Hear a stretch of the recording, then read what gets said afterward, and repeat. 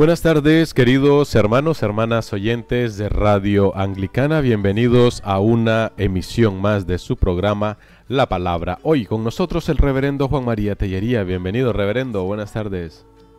Muchas gracias, reverendo Noel. Muchas gracias a ti como director del programa, a todos nuestros amigos que están ahí. Gracias también a los equipos que tenemos ahí en Radio Anglicana, siempre al pie del cañón. Muy buenas tardes, efectivamente, como estás diciendo, porque desde luego aquí todavía aún falta para que sea de noche. Y mucho.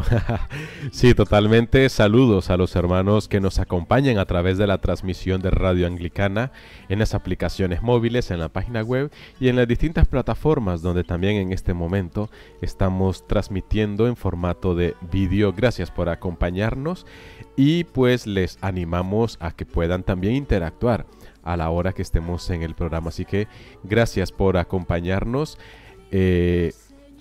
Antes vamos a ir anunciando que hemos tenido ahí una pequeña caída en el sistema del reverendo. Ya lo tenemos aquí de vuelta.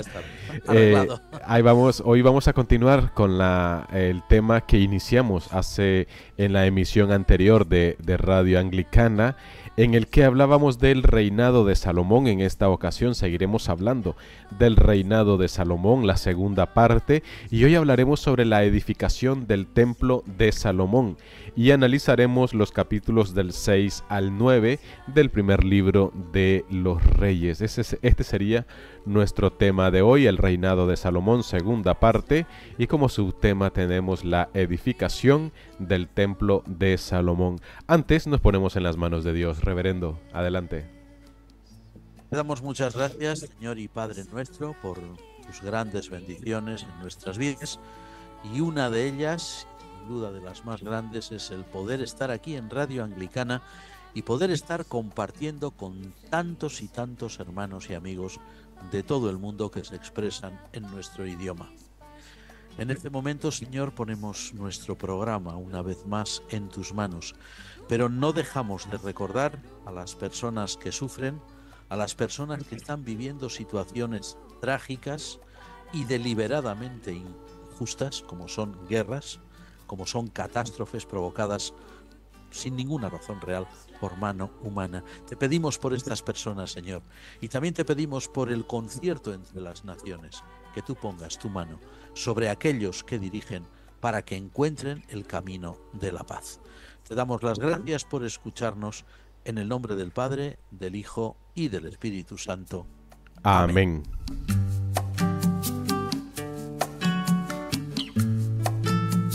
Como les anunciamos al principio, reinado de Salomón, segunda parte, la edificación del templo de Salomón y los capítulos del 6 al 9 de Primera de Reyes. Recuerden que pueden enviarnos su interacción al 698-680696 si están dentro del territorio nacional. Para aquellos hermanos que nos escuchan fuera de España, anteponiendo el signo positivo con el número 34 al 698-680696. También desde la página web y desde las aplicaciones móviles, ahí tienen el enlace directo de WhatsApp para escribir a los estudios de Radio Anglicana. Justos mandamientos. Bueno, pues entramos de lleno en el tema. Juan Mari, ¿por qué Salomón deseaba construir un templo? Bueno, según lo que nos dice la propia historia bíblica, ¿no? Tanto aquí en el libro que estamos ahora considerando, que es el libro primero de Reyes, como también lo que habíamos visto en su día, hace ya tiempo, ¿no? En el libro segundo de Samuel, era completamente lógico que Salomón quisiera edificar el templo de Jerusalén. Bien, por un lado estaba el deseo, recordamos bien, de su padre David. El rey David había querido ser él quien edificara el templo para Dios en la ciudad de Jerusalén, pero no había podido llevarlo a cabo debido a que el reinado de David, como recordamos, fue un reinado que estaba en permanente conflictividad, lo que hacía que David, pues como decía el profeta Natán, ¿no? O Dios a través de Natán, tenía las manos demasiado manchadas de sangre, ¿no? Y estaba demasiado ocupado en otras cosas. Pero por otro lado, también tenemos que reconocer que el rey Salomón tenía una necesidad política de tener, como otras muchas naciones, todas las de su entorno, de tener un santuario, por decirlo de alguna forma, un santuario oficial, especialmente vinculado con el trono de Israel en este caso, y un santuario que de alguna forma garantizase la presencia y por tanto la bendición divina sobre Israel y sobre el propio rey, es decir, sobre el propio Salomón, ¿no?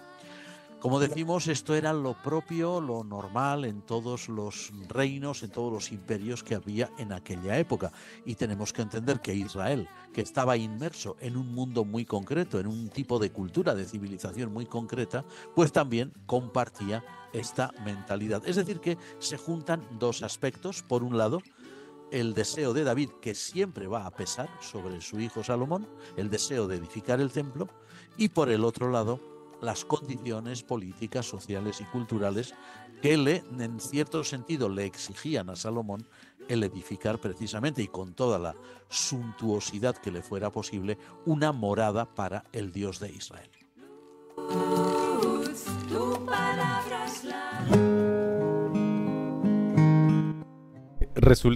Resulta curioso, Juan Mari, ese detalle que acabas de mencionar, y me gustaría que al menos profundizáramos un poco en ello. ¿En qué sentido esa necesidad política, Juan Mari, condiciona la religiosidad de Israel? Sí, el tema es realmente interesante. Fíjate bien que lo que en un principio es un asunto, o que se puede considerar así, un asunto meramente político, como hemos dicho, ¿verdad? Rápidamente se convierte en un tema religioso, y además en un tema religioso de gran importancia, ¿no? A ver, esto quizás nosotros ya en el mundo cristiano y, perdón, en el mundo occidental de hoy, pues esto no lo podemos entender demasiado bien, ¿no? Porque precisamente en nuestro pensamiento, en nuestra cultura, y no es de ahora, no es del siglo XXI, ya hace pues un tiempo, ¿no?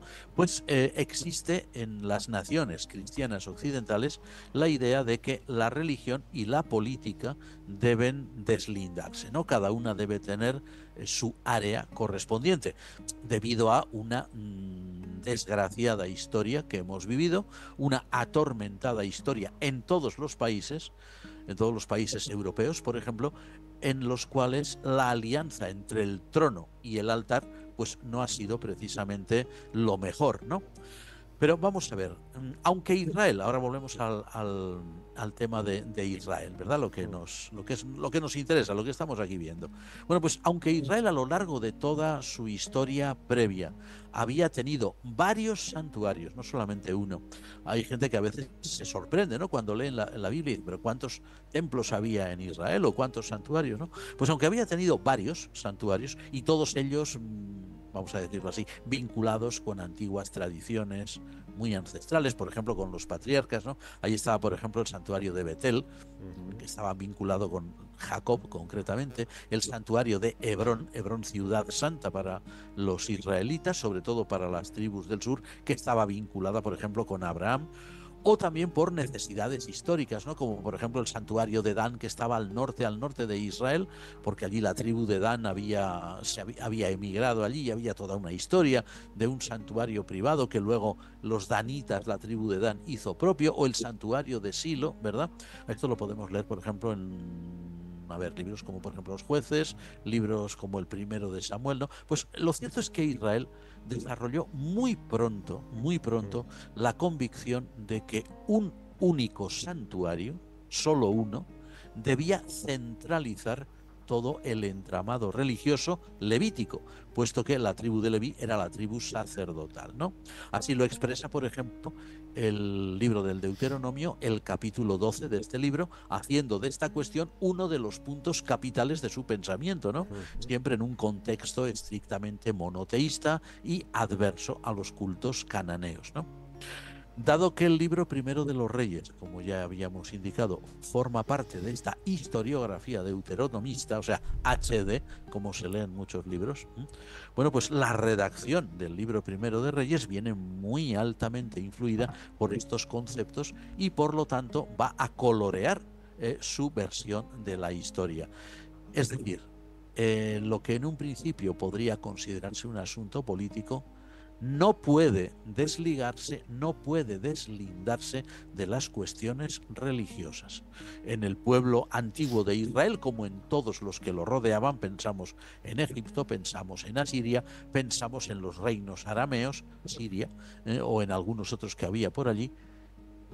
Política, cultura, comercio, sociedad y religión iba todo, por decirlo así, por expresarnos de una forma muy actual, todo en el mismo pack y no se podía deslindar.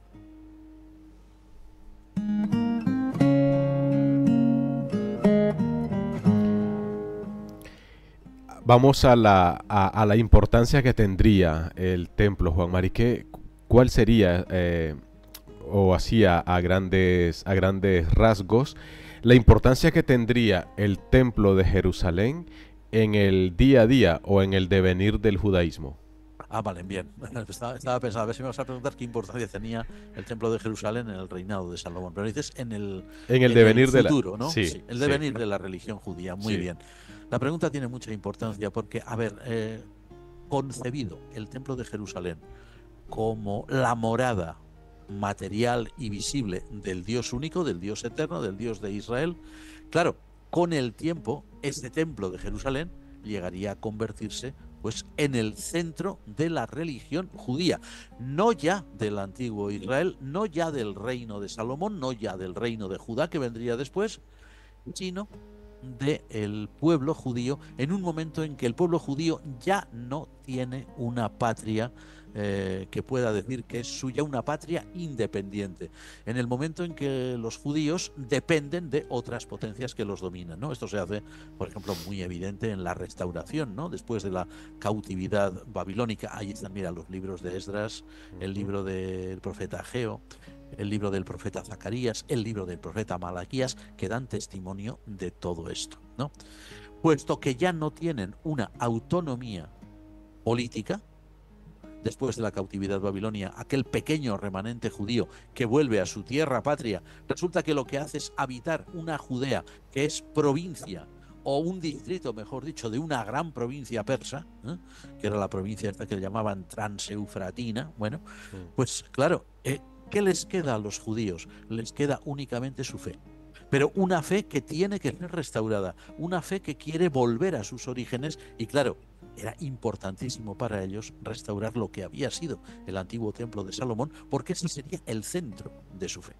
Pensemos ahora ya un poquito más adelante en el tiempo, en la época de nuestro Señor Jesucristo, tal como leemos en los Evangelios, el templo que además, el templo que conoce Jesús, no es simplemente el templo que restauran en la época de Esdras, por ejemplo, sino que es un templo magnificado, un templo ensalzado por las construcciones del rey Herodes, construcciones de un altísimo coste y que hacían de ese templo una de las maravillas del mundo. Desde luego atraía turistas, turistas griegos y romanos iban a Jerusalén para contemplar lo que podían, lógicamente, del gran templo, ¿no? Y se dice que incluso estaba recubierto de mármol de tal manera que cuando el sol pegaba sobre él, vamos, el resplandor se veía hasta kilómetros de distancia, ¿no? Debía ser algo extraordinario. Bueno, pues en esta época de Jesús, en tiempos de nuestro Señor Jesucristo, era realmente el templo el centro de la religión judía, ¿no? Fijaos, por ejemplo, las palabras que dice Jesús nuestro Señor. Si alguno de vosotros dice el que jura por el templo, no sé qué. O sea, el templo era todo lo que condensaba, catalizaba, materializaba lo que era la religión judía, ¿no? Había algunos pequeños grupos disidentes entre los judíos que no aceptaban el templo, ¿no? Pero la inmensa mayoría, desde luego, sí. El templo era su centro neurálgico, su vida, su religión. Desde luego, en las épocas descritas en el libro de los Reyes, tenemos que decir que esa devoción al templo no parece haber existido. Pero bueno, de esto ya también, a medida que vayamos avanzando en capítulos, lo veremos. Los antiguos judaítas no tenían por el templo la devoción que luego sus descendientes, los judíos, tendrían.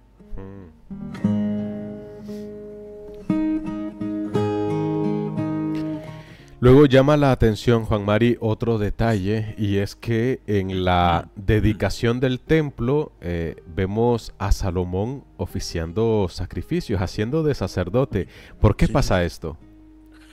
Bueno, pues es que no solamente es Salomón. Fijémonos bien en un detalle.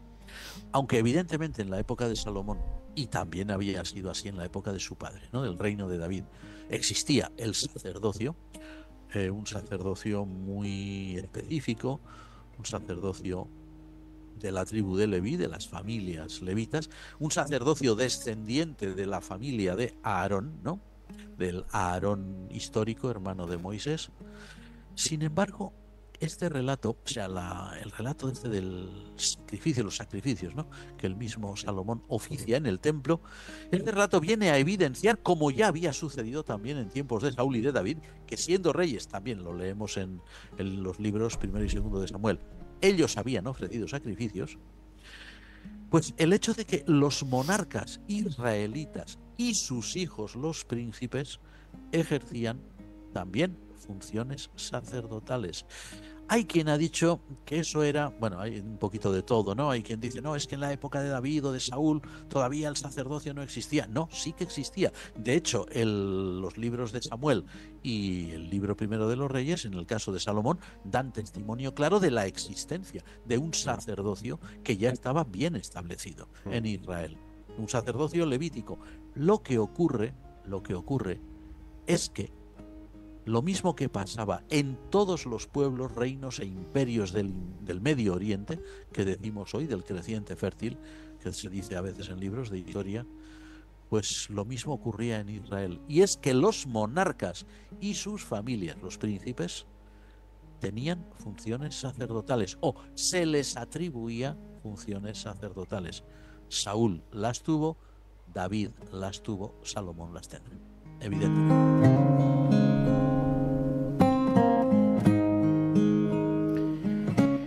En estos capítulos, Juan Mari, de modo resumido y lo más embellecido posible que puedas, ¿cómo describen estos capítulos el templo de Salomón? Aunque era un edificio en principio, ¿no?, que era más bien pequeño, ¿no?, más bien exiguo en sus dimensiones, ¿no? Si leemos, por ejemplo, versiones de la Biblia que hayan traducido las medidas a nuestro sistema métrico actual, pues veremos que lo que era el templo en sí, el santuario, sin contar esos grandes pórticos que había alrededor y tal, lo que es el templo en sí, era un edificio más bien pequeño, de dimensiones pequeñas. Y su estructura imitaba muy de cerca, las del antiguo o la del antiguo santuario del desierto, ¿no? El santuario que, según el libro del Éxodo, había levantado Moisés. Y no se puede negar que, sin duda, el templo de Salomón tuvo enormes influencias arquitectónicas fenicias e hititas, así como el recinto en que se ubicaba, ¿no? Y desde luego encontramos aquí en estos capítulos pues una descripción extraordinaria de una magnificencia y de una calidad y una ostentación enormes, ¿no? A ver, el edificio en sí, el edificio del templo, lo que era el templo propiamente dicho, todo su instrumental litúrgico, pues rezumaban riqueza y esplendor, ¿no? Ahora, la idea estaba muy clara, y es que el Dios de Israel debía habitar en medio de lo mejor que el pueblo podría ofrecerle, y de este modo garantizar su bendición para el pueblo y la supervivencia de este. La idea era, tenemos que construir una casa para Dios, tiene que ser lo mejor que exista, lo más suntuoso, lo más lujoso, los mejores materiales y hecho por las mejores manos. Eso debió ser una obra de envergadura con un gasto ingente, muy, muy grande. Ahora que lo dices, Juan Mari, mencionabas los mejores, tanto fue lo mejor en todo, materiales, decoración, sí, y tal. Aquí me gustaría que también de esta misma manera nos comentaras quiénes fueron esos constructores, esos que luego también adornaron el templo. A ver, no sabemos los nombres de todos, evidentemente, pero sí que el texto nos dice que hubo unos cuantos, lo que llamaríamos hoy maestros de obras, orfebres, artistas, que eran fenicios, no eran israelitas. ¿m? Y eran ellos los que tenían bajo sus órdenes subordinados israelitas. ¿M? Desde luego Salomón reconoció claramente ante el rey Hiram de Tiro que nadie sabía trabajar como ellos. Entonces, claro, era someterse a la enseñanza, someterse a la maestría de todos estos artesanos y artistas para poder hacer las cosas bien. Ahora, es muy interesante que se menciona por nombre, fíjate, a un tal Hiram Abí, que este hombre, que era un gran artesano, además lo dicen así, era un orfebre que trabajaba con una gran maestría estos materiales tan caros, este tal Hiram Abí era fenicio, evidentemente, pero mixto. O sea, el padre era fenicio, pero se dice que la madre era hebrea, era israelita. Es un dato curioso, ¿no? Lo que sí también hay que decir es que hay algunos comentaristas de la Sagrada Escritura que han dicho que esto del templo de Salomón y el hecho de que fueran artistas, artesanos, carpinteros, ingenieros, arquitectos, orfebres, fenicios, los que llevaran, por decir así, la voz cantante en la construcción del templo, lo ven casi como algo triste, ¿no? Como una sumisión del pueblo de Israel, casi una claudicación a la superioridad de las artes plásticas, de las técnicas de un pueblo pagano como eran los fenicios. Pero también hay que decir que hay otros, por el contrario, y con una mirada pues mucho más amplia, un horizonte mucho más ancho, más positivo incluso, han indicado que el templo de Jerusalén, la morada de Dios, del Dios de Israel en la tierra, había sido engrandecida por el trabajo conjunto de fieles israelitas a las órdenes de maestros fenicios, maestros paganos, y dicen que en eso se ve un símbolo anticipatorio de que en la casa de Dios todos tienen cabida. Hay una profecía muy bonita en el libro de Isaías, capítulo 2, 1, 4, una de las grandes visiones de Isaías, donde se ve el templo en el monte de la casa de Dios y cómo fluyen a él todos los pueblos, ¿no? Bueno, y también vamos a mencionar un dato que es curioso, ¿no? Para no perder ocasión, porque viene bien, ¿no? Los actuales masones, la masonería, como se sabe, es una de estas que llamaban antes sociedades secretas, hoy ya no lo son tanto. Bueno, pues los actuales masones pretenden que todo el conjunto del templo aquel de Salomón estaba construido siguiendo un patrón altamente simbólico de gran riqueza cabalística y espiritual que apuntaba a un horizonte universal. Es decir, que en este sentido también los masones son un poquito más positivos que aquellos que dicen que era una desgracia que los israelitas se hubieran tenido que someter a maestros extranjeros y paganos, ¿no? No tiene por qué ser así. Salomón, que era un buen gobernante y un buen político, que quería tener buenas relaciones con sus vecinos fenicios, no perdió la ocasión de darles la oportunidad de demostrar cuáles eran sus conocimientos y sus artes, naturalmente. Hablemos de la sociedad ahora, Juan María. Hemos visto pues lo relacionado con el templo. ¿Cómo quedó laminada la sociedad israelita en tiempos de Salomón? A ver, por lo que se lee aquí en el libro primero de los Reyes, daría la impresión de que la sociedad israelita estaba, vamos a decir, distribuida, dividida, estratificada, mejor, en tres grandes grupos, ¿no? La base era, pues, la base de mano de obra, los israelitas, el pueblo llano, por decir así, que estaban sometidos a lo que se llaman corbeas. Una corbea no es una palabra española, es una palabra francesa, pero a los historiadores les gusta mucho utilizarla, ¿no? Una corbea es una prestación obligatoria de trabajo para beneficio del Estado, ¿no? Bueno, pues esa base de la población israelita, el pueblo llano, estaba sometido a corbeas. Trabajaban para el rey y, por ejemplo, aquí en el templo, la construcción del templo, de los palacios, de otro tipo de obras que hizo Salomón, el pueblo estaba allí, ¿no? Y bueno, pues esta base de la población tenía un gran componente cananeo y de los antiguos habitantes del país, los autóctonos, ¿no? Aquellos que habían sido conquistados por Israel. No eran esclavos, pero era una base, un primer estrato social que estaba sometido a los trabajos para el Estado. En segundo lugar, hay una clase media, cuidado, no queremos decir clase media en el sentido actual, sino una clase intermedia, ¿no?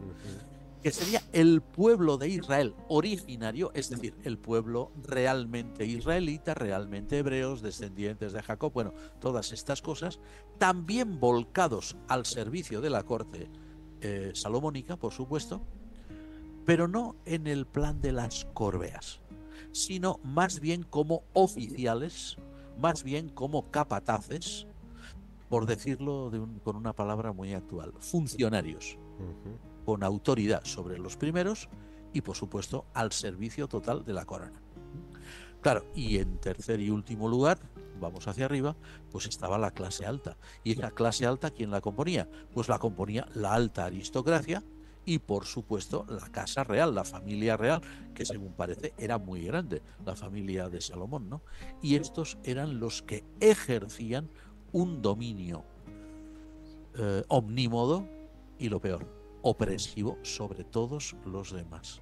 A ver, teniendo en cuenta esto que nos da a entender el libro del Primero de los Reyes, podemos comprender que las tensiones que este sistema debía propiciar entre los que estaban abajo, los que estaban al medio y los que estaban arriba del todo, las tensiones debían ser bastante más grandes de lo que la narración bíblica nos dice. De hecho, anticipando ya, en algún capítulo veremos cómo estas tensiones estallarán.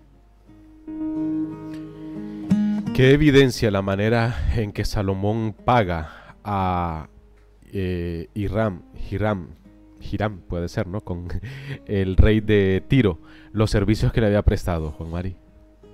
Uy, esto es una mala cosa. Vamos a ver.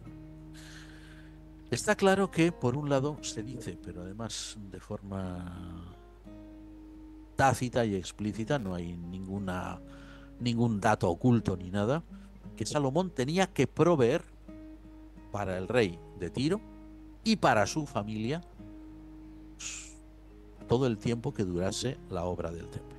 O sea, el templo y los palacios, ¿no? Es que no es solo el templo, también hay un montón de edificios más por ahí. De la Biblia los menciona por nombre incluso. No tenemos mucha idea a veces de para qué servían, qué función tenían, pero que debían ser suntuosísimos, eso sí. Bueno, pues Salomón tuvo que estar manteniendo al rey de Tiro y a sus parientes, a sus familiares y a sus funcionarios durante muchísimo tiempo. Incluso da cifras, una cantidad enorme de trigo, una cantidad enorme de aceite, en fin, cosas por el estilo, ¿no? De productos de la tierra. Podemos imaginarnos que eso era una sangría económica total. Pero hay además un texto al que queremos llamar la atención, que es el capítulo 9, a partir del versículo 10, donde nos dice que para saldar esa elevadísima deuda que tenía con el rey Hiram de Tiro, Salomón le cedió, atención a esto, cierto territorio de Galilea, una serie de ciudades, curiosamente que al rey de Tiro no le hicieron ninguna gracia, no le gustaron cuando las visitó. Era algo como decirle, pero oye, pero tú qué me estás queriendo dar aquí, gato por liebre, ¿eh? Me das lo peor que tienes, algo por el estilo, ¿no? Debió haber algún tipo de conflicto por ahí. Ahora, lo que más nos interesa destacar es que el hecho mencionado por el autor del libro de Reyes, o los autores, quienes quiera que fueran, de que Salomón tiene que pagar parte de su deuda con territorio nacional, aunque lo tratan así como de pasada, no como si fuera una anécdota, cuidado. Esto es un detalle muy significativo. A ver, cuando un estado determinado, un estado político, el que sea, y no ha pasado solo una vez, ha pasado muchas, demasiadas, cuando un estado tiene que saldar su deuda externa, cediendo a sus acreedores, a otros países, una parte de su territorio nacional, ello implica una bancarrota económica absoluta. Quiere decir que no puede hacer frente a sus gastos. A ver, ya habíamos indicado, me parece, en algún programa anterior, que el despilfarro permanente de la corte salomónica pues era lo que decíamos, una sangría que estaba llevando a Israel a la ruina. Aquí se ve con toda claridad, aunque como decimos, parece ser que los hagiógrafos pasan por encima, ¿no? Como diciendo, mira, qué anécdota, ¿no? Unas ciudades que al otro no le gustaron. Cuidado, ahí hay un dato muy importante. Eso significa que el reino de Salomón se estaba viniendo abajo.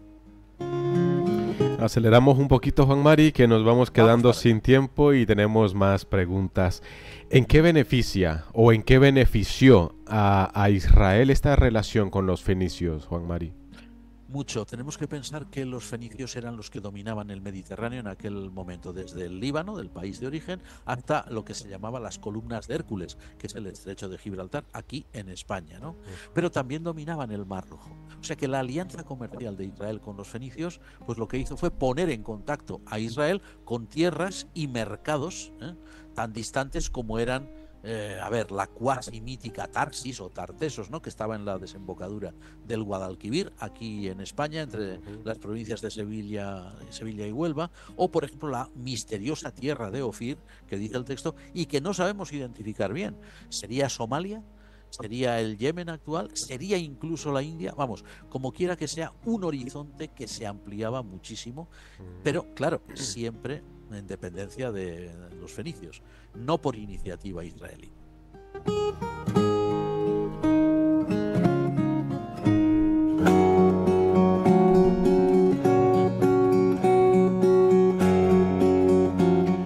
Luego volvemos a encontrarnos otro pacto. Siempre se habla del Dios de pactos. Pues aquí con Salomón hay otro pacto.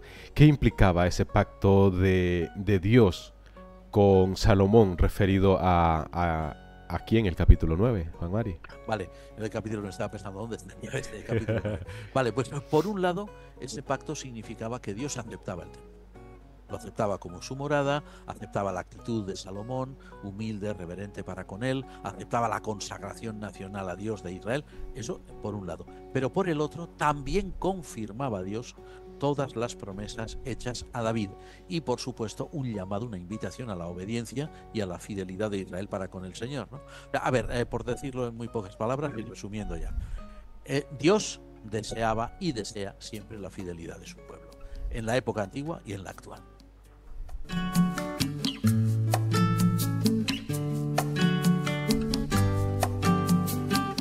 Pues sí que ha sido un buen acelerón, Juan Mari?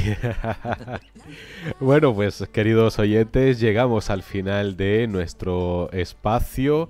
Como siempre, agradeciendo a todos vosotros vuestra audiencia, vuestra compañía, vuestras interacciones, vuestros mensajes también que nos hacéis llegar. Gracias. También no podemos pasar pues nuestro agradecimiento grande, profundo de corazón a nuestro querido reverendo Juan María por este tiempo que nos dedica y por compartir con nosotros también estos conocimientos. Juan Mari, muchas gracias. Y el mío, mi agradecimiento a nuestros hermanos, mi agradecimiento a Radio Anglicana, mi agradecimiento personal a ti. Gracias.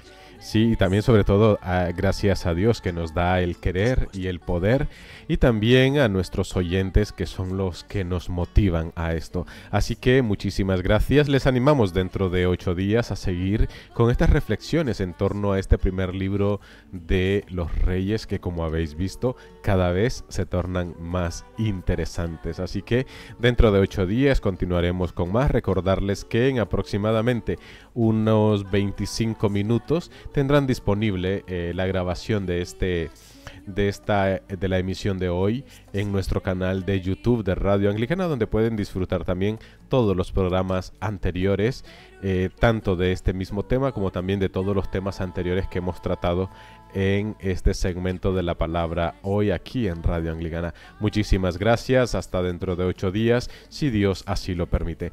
Alabado sea Jesucristo. Amén. Amén. Paso, luz en mi sendero. Tu palabra es la luz.